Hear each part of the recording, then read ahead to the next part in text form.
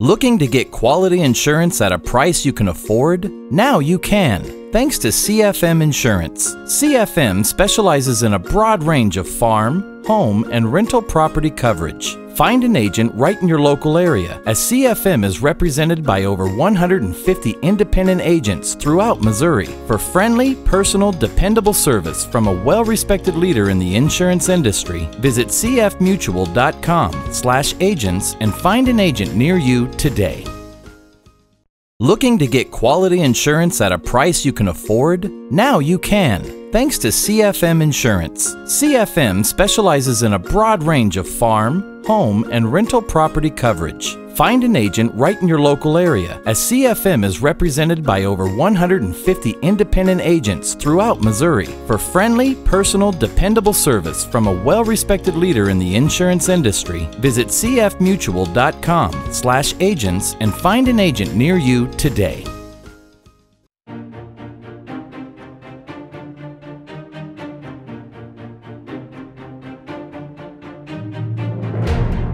Welcome to This Week in Missouri Politics. Just a few days before the primary, and we are joined by a person who's going to be here near the top of the Republican ticket in the state. Representative Paul Kerben for State Auditor. Welcome back to the show. Thank you. Glad to be back. So you come off a very successful career in the State House, a lot of conservative credentials, 8 years in politics. You're running for State Auditor. Why?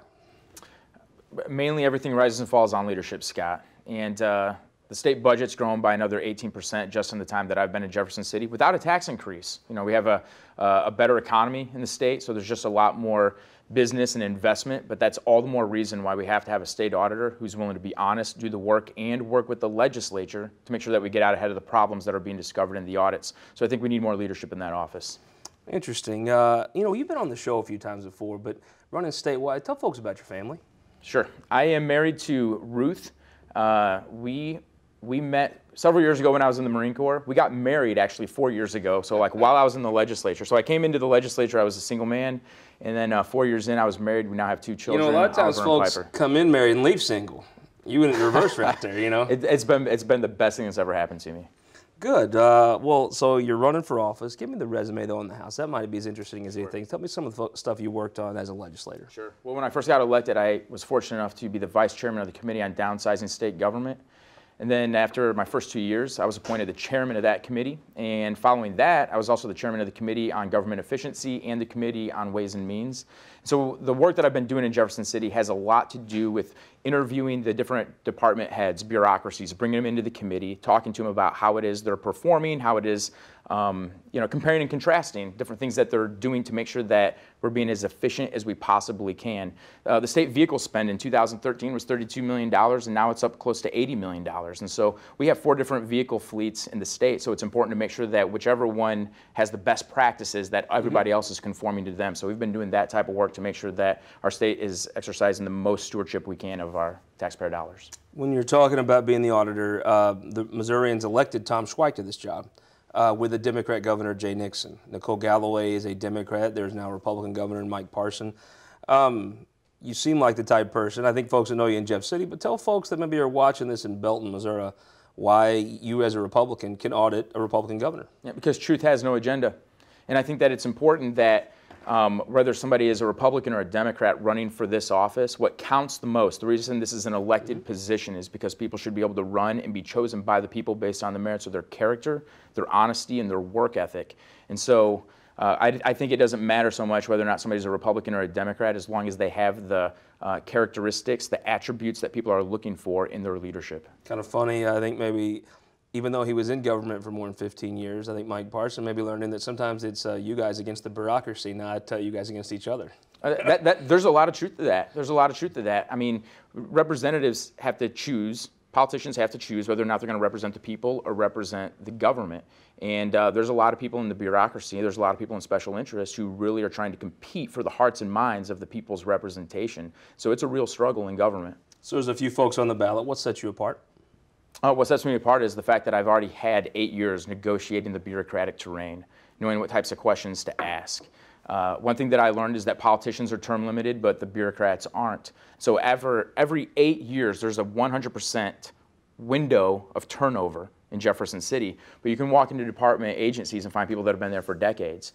And so what sets me apart is the fact that this is something that I've already been able to figure out. I've had that 8 years of on-the-job learning and education, specifically dealing with holding our own government accountable to the taxpayers.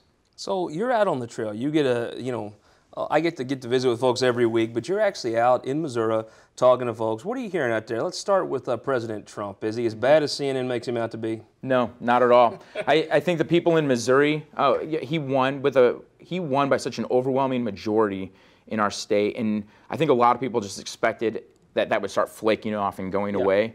But he's really held his support base in our state, and there are Trump rallies all across the state. And so I think that he's really captured a lot of energy and really tapped into something that I don't think probably most people at CNN, for example, have realized. And I think that Trump is probably far more in touch with people of our state than they are. You know, there's a high-stakes gamble on this tariff thing, though. I mean, that's affecting real Missourians' lives. Now, I think most folks, even the folks that are nervous right now, would say, well, if he wins, everyone's life will be better. But it's a high-stakes gamble. I mean, in a way, you almost respect the guts, but does he win? That's yet to be determined. I think that President Trump is really exercising some real leadership here. I know that there's been a lot of people that have been against the tariffs, and there have been people that have benefited and people that have also felt the effects of what happens when the nation introduces a tariff. But I was really interested and pleased to see that some of the leaders in Europe have now agreed to work with Donald Trump to work towards negotiations and trade negotiations until we can get rid of all the tariffs. And I think that's exactly what he was looking for. Tell me what you're hearing about that U.S. Senate race. Holly McCaskill, it feels to me, just in my sizable hillbilly gut, that when the Supreme Court opening came, that galvanized a lot of Republicans to maybe that might have been on the fence or would have been open to Claire McCaskill, maybe aren't now. Yeah, I think that's absolutely right. I think that's a really fair and astute assessment. I think Donald Trump, I think that really helped him out a lot too, nationwide. A lot of people looking at the Supreme Court being at stake. I think that you're going to see a lot of people who are right now are currently passionate about all kinds of Senate candidates. I think that after the primaries, people are going to be just as passionate, if not more, because they know that the stakes are so incredibly high. This isn't just about a Senate election. This is about the Supreme Court, and that's going to have effects that could last for decades. What can you do to add to that ticket? I mean, it's always an odd year. Sometimes it's just the auditor on the ballot, but when there's the U.S. Senate candidate at the top and then the state auditor is the only thing in the off year, how do you add to that ticket? Grassroots and ground game. There's not anybody else running for office statewide that has the grassroots network that might be a more advantageous thing for Josh Hawley than some other candidates at the top of that ticket. Oh, there's no doubt about it. I think the people, I have always been really blessed to have a really good team of passionate and energetic volunteers that I've been able to work with over the last 8 years. And I think that that energy is going to be good for the ticket as a whole. I think it's going to be good for President Trump and also his Supreme Court nominee. Last question. Let's just say we're at the coffee shop in Stringtown Grocery in West Butler County. What do you tell folks why you should be the next state auditor? Yeah, I tell folks that I need to be the next state auditor because leadership isn't about just opening spreadsheets. It's not just about putting out press releases. At some point in time, the state auditor has to have enough leadership to, even if it's a Republican versus a Democrat, you got to get over your political insecurities, pick up the phone and start leading. There's a lot of problems that are being discovered in these audits. I know what they are. I've had an opportunity to work with good auditors, Tom Schweik, and I don't think Nicole Galloway measures up to Tom. But I know how to also work with the legislature. I have those relationships built. I know how the legislative process works, and you have to have that so that way the state can get out ahead of the problems being discovered in the audits, and I'm the one that brings that to the table, that type of leadership. Representative Paul Gubern, 3 days of the primary. Thank you for making time to join us on This Week in Missouri Politics. Thank you, my pleasure. We'll be right back. The great debate to replace the very big boots of Senator Brian Munzlinger after this.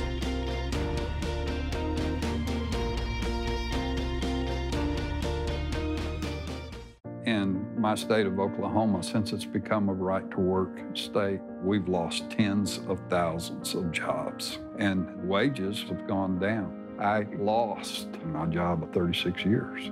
Census Bureau and U.S. Department of Labor reports show that in right-to-work states, families make over $8,700 less per year, but CEOs make 361 times the average worker. Prop A in Missouri is not what they're trying to sell you.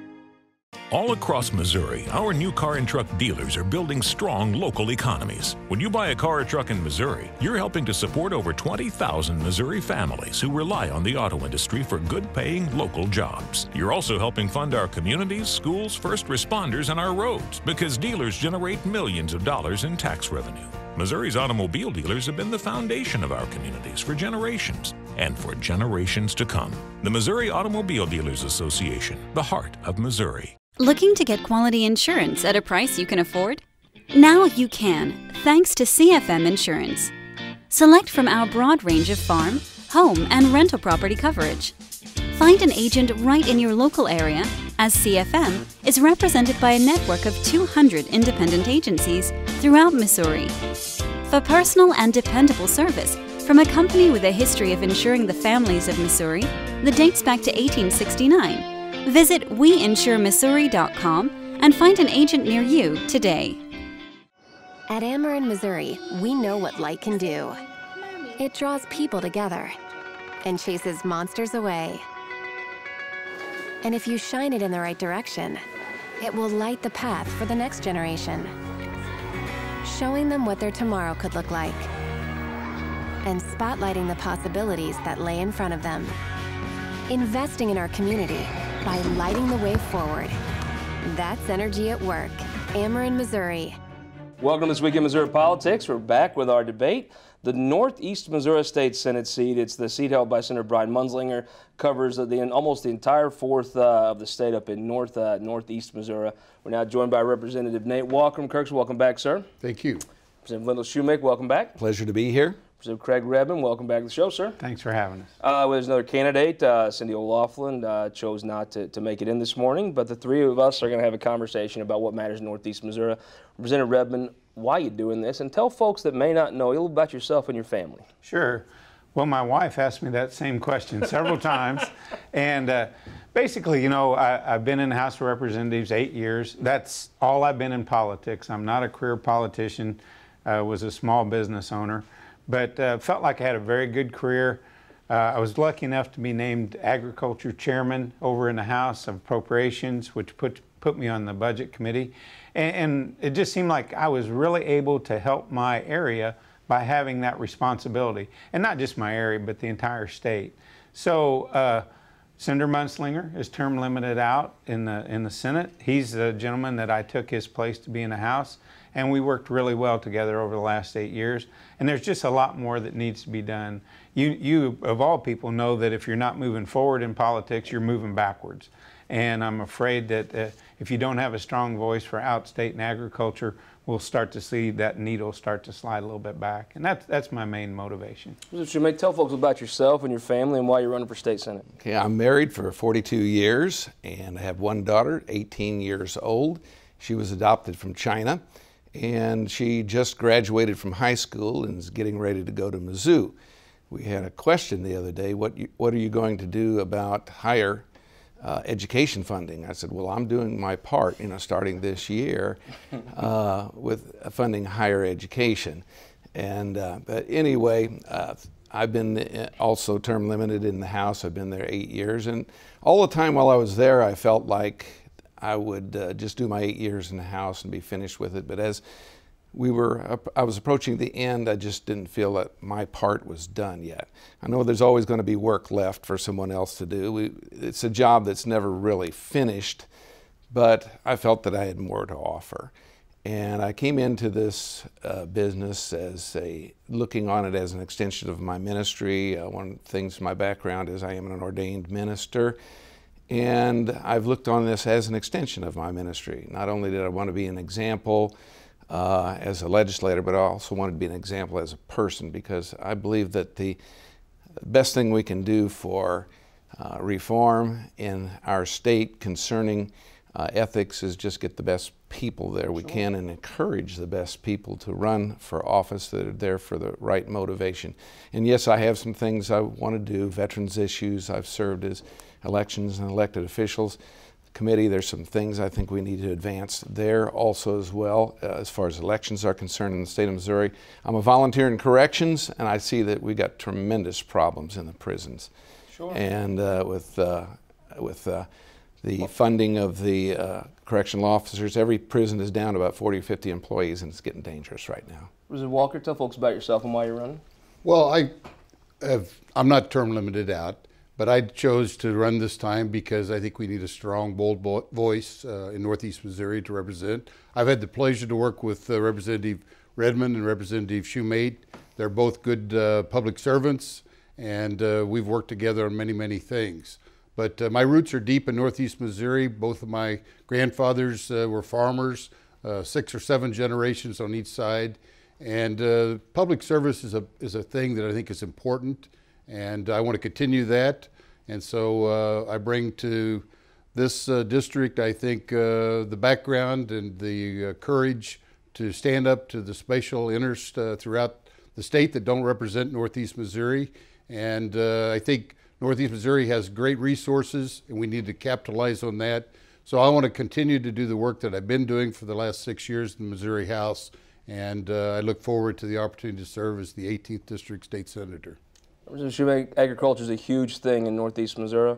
Let's talk about the president's tariffs he's imposed, and also is there another issue that's important to the district that you think should be addressed?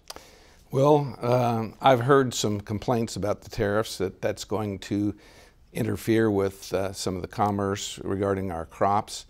And I tend to think that it's a negotiating point as far as the president's concerned, that it's going to be something he's going to use to get the proper deals there, and I don't think it's going to be a permanent situation there. We've got something to offer. The world needs food. We've got food to offer. There's markets that are there. And I've done some traveling, and I went to Taiwan. We signed a memorandum of understanding with Taiwan about the purchasing of grain from the Midwest. And it's very important, I believe, to continue to cultivate those types of relationships so that the market will still be there. I think the market will be there. I think it'll kind of even itself out. Mr. Walker, let's talk about your position on the president's tariffs. And is there another issue in the district that is the most important you think needs attention? Well, I think agriculture is a very important issue, and right now we're faced with a drought in North Missouri. And the tariffs don't help it because the commodity prices have dropped since those tariffs have been talked about or going into place. So, you know, it's a serious situation. You know, President Trump has a lot of support in the rural Missouri, and I hope that he will listen to those people when we give him input in regard to agriculture. But it's a serious time out here because it costs a lot of money to put an acre of corn in or soybeans. Rain is not going to help the corn crop. It'll help the bean crop, and we got to have some pasture this fall because right now a lot of farmers who are livestock producers are feeding hay, and so it's a serious situation. But the tariffs don't help right now. Representative Redmond, talk about the tariffs, and is there another issue in the district you think deserves attention? Sure. Over the last 2 years, I told you that I was agriculture chairman. Also, Speaker Richardson added economic development to one of my responsibilities, which ties in really well with agriculture because you have all your foreign trade offices in economic development. So I've been watching the trades and the tariffs very closely. We feel like that we're about to bottom out on our soybean prices, and that when they do bottom out and China says that's low enough or the world says that's low enough, it's going to be a really good rubber band effect. All your experts are kind of talking that direction. But, you know, we've watched President Trump over the last few months where he goes in with a real strong, hard-nosed approach with whomever he's negotiating with, and then it softens down to something that we all can kind of live with. I think everybody agrees that our trade is kind of out of balance and it needed some correction. So I'm hoping, and with what the experts lead me to believe, that we're about to that point where it's going to be some snapback and prices are going to rebound a little bit. So we watch that really closely. The other issue that's tremendously important in rural Missouri is our farm-to-market roads. They're deteriorating terrible. Our bridges are in horrible condition. We really need this gas tax. It's not a gas tax, but this tax that's coming up on the ballot to pass, because that's going to cost everybody. If you have to drive an extra 40 miles to get your beans to the elevator, it's going to cost you here in the city, and it's going to cost us out there. So I think the attention to that is very important. And I think the legislature, my friends here, have looked at it, and I think we're all in agreement that we need to get something done with these farm-to-market roads. You know, there's a lot of things you might get asked. A lot of times in the media, you don't get asked about a few of these issues that I think Republicans care about. Let's talk taxes, guns, and abortion. Where are you at on the tax rate in the state of Missouri right now? Well, I think we've been responsible in the General Assembly during the last 6 years to get corporate taxes down, income taxes down, and so I think we have to wait and see how this plays out. But I think we have a very responsible tax policy here now because we're addressing that. And then, you know, I'm pro Second Amendment. I've been a life member of the NRA since the 70s, and the Second Amendment, pro-life are two big issues. They've always been big issues in Northeast Missouri. Even back when the Democrats were in control of Northeast Missouri, pro-life and Second Amendment were important. And they're two of the fundamental things that I support and work hard for. Those folks were, even when they were Democrats, they always pro-life, pro-gun. Now they're just pro-life, pro-gun Republicans. That's right. Yeah, it's just a change because the other party kind of dropped those issues and didn't support them. But out in Northeast Missouri, this 18th district, or what was the old 9th congressional district, which is now the 6th district, pro-life, pro-Second Amendment, pro-public schools, pro-church and religious freedoms are all important. And you know, our farm-to-market roads, as Representative Redmond said, are critical to be sustained and fixed, and so that's a big issue that I think the voters will have to address in November. Representative Redmond, let's talk about taxes. Where are you on the state's tax rate? Should it be cut more? And let's talk guns and abortion. What are your positions? I think we've done a really good job with our tax rate. I hate taxes. Let me get that out right now. Every January, I get physically sick to my stomach when I have to pay my taxes. So, but you know, we've done a good job. 3 years ago, we cut the income tax for the first time in 100 years. We just did it again this term. The last day of the session, we cut taxes again. I think we need to see how that's going to affect our budget. Once we've done that, you know, that first tax cut, I said on the budget committee, was about $150 million that we give back to the people of Missouri. And I think that's a great thing. They know how to spend it better than we do. Now we need to see where this tax cut is going to bring us in on the budget, what we have to make cuts and adjustments for, and how we have to react to that, and make sure that we can handle that. And if folks, we're on Second Amendment. Second Amendment, I'm AAA rated by the NRA, so I'm pretty darn big on that. Well, you know, sometimes you see in like the national media that'd be something to be ashamed of. I think in Northeast Missouri that is not something you have to duck. I think you can wear that badge on your arm pretty good, and you may still have a gun rack in the back of your pickup, and it's still okay in Northeast Missouri. Well, I had them in high school where I went to school in the parking lot. Let's talk about the taxes. Where are you at on the state's tax rate? Well, I'm remembering now our history. Of course, I've voted for every tax cut that's come down the pike since I've been there, and there's the question about the taxes and what its effect upon the economy, about the supply side theory. And I believe in the supply side theory, and I believe we see it working, because when I started, first came in the same year that Representative Redmond did, that the state budget was $24 billion and the general revenue was $8 billion. So we phased out the franchise tax, which I think was good for business. I'll stand for that. I voted for it. I supported it, and I still support it today, that we completely phased out that program. But now we're $9 billion, you know, in general revenue, and almost $28 billion. You know, all the tax cutting we've done is somehow raised money coming into the coffers. So does the supply side work?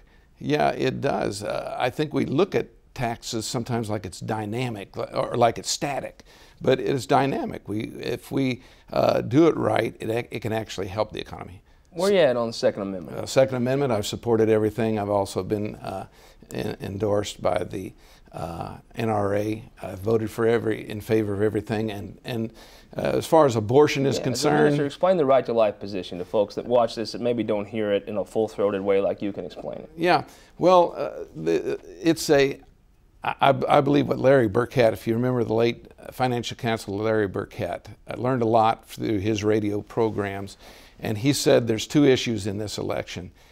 or any election, and he said it's life and then everything else. And that's the way I look on it too. It's so fundamentally important how we view life to everything else. And if a candidate or a representative, a public servant doesn't view life as being important, then I'm concerned about everything else they believe there too, because this is a very serious matter. I believe that according to the scriptures, that children are human beings from the moment of conception, and I believe in supporting life from the moment of conception all the way to our elderly too. Representative Walker, take a last minute here and look into the camera, maybe tell folks why they should vote for you.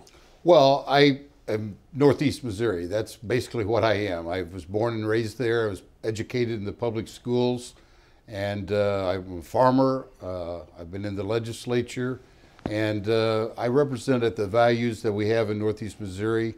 And so I'm pro-life, I'm pro-Second Amendment, pro-business, pro-public education, and my roots are deep. And if you tour Northeast Missouri, you find walkers or belts almost everywhere in the cemeteries because they've been there a long time.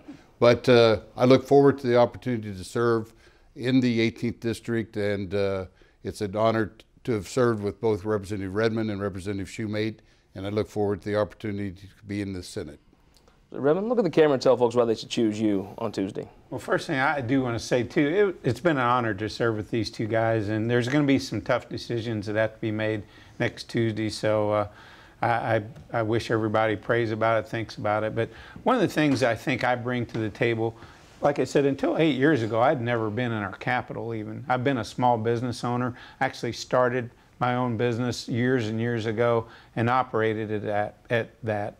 And because of that, that makes you be a conservative. Whether you want to be a conservative or not, if you want to make a living for your family, you learn how to squeeze that dime and make it spend as far as you can. Since I got there, I got in the legislature. My father gave me great advice. He said, I have one mouth and 2 ears. Use those. And I did. And I found out after those first 2 years that everything revolves around money is in government as it does in life. So I got myself on appropriations and on the budget committee, and I've been able to do really good things for our area by having money appropriated for our area or just the state as a whole. So I think bringing that conservative business background and that experience that I've gathered there in the legislature for being on the budget and chairman of these committees, that I can really serve the people well and spend their money wisely. Because if you spend that money wisely, it's going to do good things for our state. We'll have more money for roads, schools, health care, and so on. Representative, why are you the best choice on Tuesday? One thing that distinguishes me from the other candidates is the fact that I'm also a veteran. I've served on the Veterans Committee the whole time that I've been there. I'm a Vietnam veteran as well. So I have some understanding about this. And as I mentioned before, that I consider this an extension of my ministry. I don't have to do this. I don't have my eyes on any greater prize, but I just feel like I have more to offer. I was a former state employee. I worked for the Division of Family Services for 20 years, and actually I'm postponing my retirement every time I'm there. I had to stop receiving it, actually. It already 80'd and out when I got elected the first time, I'm choosing to work for it rather than just receive it. And so I would rather do that. I believe that I have something yet to offer, and the understanding that I've picked up with my foreign travels, my ministry, and I want to take all that experience and continue to use it as a senator. I want to thank you for being here today. Representative Redmond, thank you. Representative Shumate, Representative Walker, thank you for joining us. Hope you'll come to MissouriTimes.com election night, all your election night coverage. We haven't had who won the week in a while. Congratulations to former Representative Caleb Jones, replacing a Missouri legend, Barry Hart of the Co-ops Association. We'll see you Tuesday night at MissouriTimes.com.